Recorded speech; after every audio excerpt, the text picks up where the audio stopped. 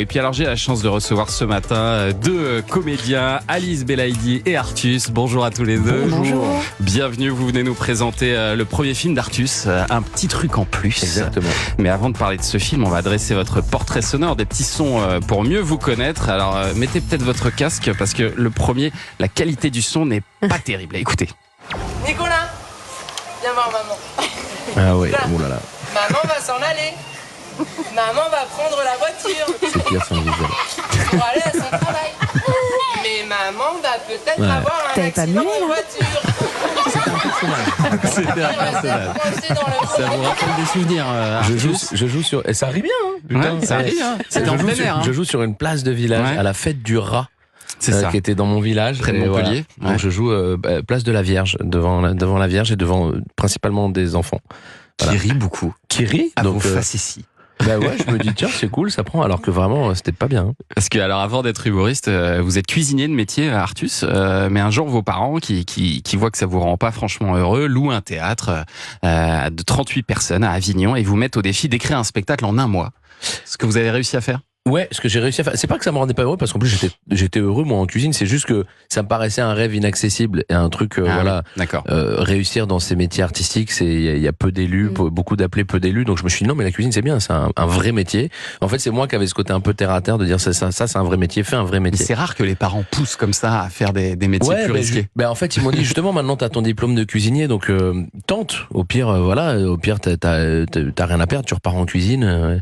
Et voilà, donc comme j'avais cette sécurité, ils m'ont dit franchement prends le risque, on est prêt à te suivre. Ils m'ont parce qu'un festival d'Avignon, mine de rien, c'est un billet, ça coûte quand on se l'organise, ça coûte pas loin de 10 000 euros. Donc ils ont louer la mis salle, leurs faire la économies, pub et ils ont tout voilà. ça, ouais. Ouais.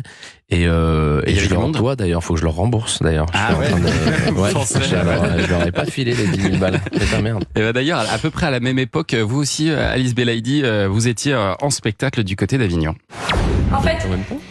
ce que je veux te dire là, c'est est-ce qu'on peut échapper à son destin? Est-ce qu'une fille comme moi avait un destin d'ailleurs? Ah ouais. Est-ce que tu peux vraiment m'en vouloir d'avoir préféré un toit à la rue, un peu de chaleur au froid et un lit au trottoir? J'ai fait des choix tout à fait logiques et naturels. Vous jouez dans Confidence à Allah, c'est un seul en scène adapté Ah, du c'est premier dur roman de d'écouter ça. Safia Asdid. Oui, c'est toujours dur de se réécouter. Ça m'arrive tous les jours. Là. C'est l'histoire d'une jeune bergère qui est forcée à se prostituer après avoir été mise à la porte par son père parce qu'elle est enceinte. C'est un récit qui est cru, qui est dur sur la misère affective, intellectuelle, mais c'est aussi un personnage plein d'autodérision, d'humour. Et ça vous a valu le Molière de la révélation théâtrale en 2010. J'imagine que ça a dû changer votre vie, ce Molière. Ouais, quand même, ouais. Après, très vite, c'est vrai que le monde des théâtreux parisiens, tout ça, c'était tellement en décalage avec ce que j'étais à l'époque. Très vite, je suis allée tourner dans Working Girl avec les Grolandais, tout ça. Donc voilà, ça avait quand même un peu équilibré voilà, mes envies. Mais comment vous ma vie. arrivez dans ce seul en scène à Avignon? Parce que je suis avignonnaise à la base, que moi je tracte dès que je suis ado, comme tous les ados avignonnais, pour me faire un peu de thune l'été. Et je découvre le théâtre du Chêne Noir, je travaille pour eux.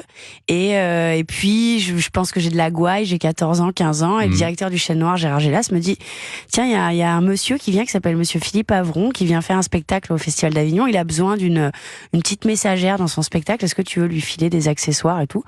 Puis j'avais 15 ans, j'étais virée pour la énième fois de mon lycée. Et j'avais mon premier contrat professionnel de théâtre en main. Je me suis dit, mais c'est génial, en fait. Il paraît de qu'à rien l'époque, vous faire. vouliez partir aux Antilles, ouvrir un bar à jus. C'est vrai Ouais, ça j'ai ou toujours c'est- un plan c'est de partir toujours- aux Antilles, ouvrir un bar à jus. Ça m'a pas Ça reste un vraiment projet. lâché, mais il se peut que j'ouvre un bar à jus aux Antilles. Ouais, clairement. Très bien. Allez, extrait suivant. Évidemment. Vous pouvez pas y couper à ça. 56e partie. C'est un mélange entre Ça vient Bonsoir, Philippe Bouvard, Ruquier et un labrador. Alors c'était Laurent Ruquier pour ceux qui n'auraient pas Très bonne reconnu, alors plantation. c'est très bien fait quand même. Artus imitateur. On ne demande qu'à en rire, c'est l'émission qui vous a révélé au public en 2011. Ça a été un super accélérateur de carrière, ça aussi. Et est-ce qu'il y avait, la question que je me suis toujours posée, une vraie bonne ambiance entre humoristes sur ce programme, ou est-ce que c'était quand même très compétitif parce que vous aviez des notes tous les soirs? Ouais, non, en fait, il y avait un truc un peu comme il y avait beaucoup d'humoristes qui venaient et qui repartaient parce qu'on leur demandait de partir. En fait, il a fallu du temps avant qu'on s'attache à nous. Et puis moi, je suis arrivé en saison 2, donc en fait, il y avait déjà tous ceux de la saison 1 qui avaient déjà un noyau, les Arnaud de Samer, les Jérémy Ferrari, les Florent Père, ils étaient là depuis le début de l'aventure. Donc quand moi je suis arrivé un peu en petit nouveau. C'est dur de se faire accepter? Ouais, il a fallu un peu de temps, ouais. Mais en fait, on s'est surtout tous rapprochés à la fin de l'émission. Moi, maintenant, Florent est un ami, Jérémy est un ami, alors qu'à l'époque de l'émission, on n'était pas forcément. Ouais.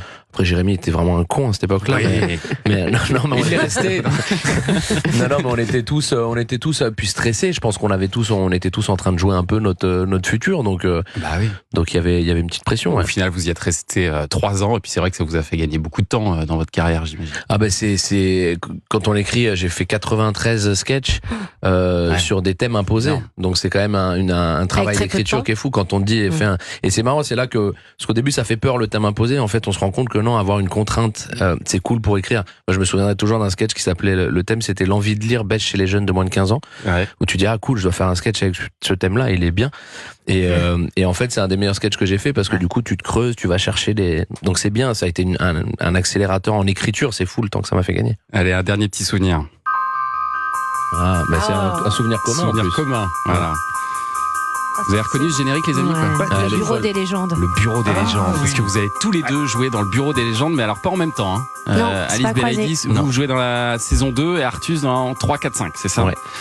Ça vous a ouvert des portes du cinéma, cette série derrière? Ça aussi, ça a été un accélérateur ou pas spécialement? Non, mais je crois qu'on a un truc commun avec Artus, c'est qu'on sait faire aussi des grands écarts entre de la comédie, Oui. on est sur scène et on peut aussi faire des programmes un peu plus sombres, un peu plus noirs. Et je crois que c'est important pour nous, je parle pour toi, hein, tu me permets. Oui, bien sûr. Non, en tout cas, je sais que pour moi c'est très important de pouvoir naviguer, Toucher à quoi, tout.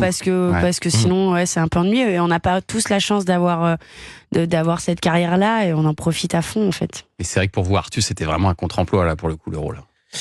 Oui, ça a permis justement d'ouvrir cette porte-là et de montrer, parce que je trouve que malheureusement, oui, on aime bien les cases en France, on aime bien se dire, ok, non mais lui il fait ça, ou elle fait ça, donc faut pas les sortir.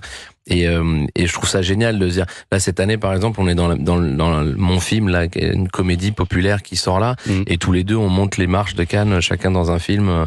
Elle est en compète, moi à la Ça, semaine de c'est la génial. critique, donc je trouve ça génial.